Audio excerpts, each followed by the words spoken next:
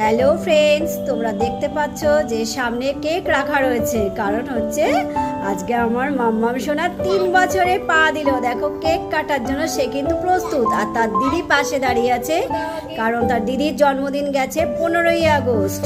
তো সেই জন্য দুজনেই একসাথে কেক কাটবে। দেখো মোমবাতি কিন্তু নেভানো অলরেডি হয়ে গেছে। চলো কেক কাটো। Happy birthday to you, happy birthday to you, happy birthday dear মামা, হ্যাপি বার্থডে টু ইউ। ওরে বাবা, দিদি কেক খাইয়ে দিচ্ছে।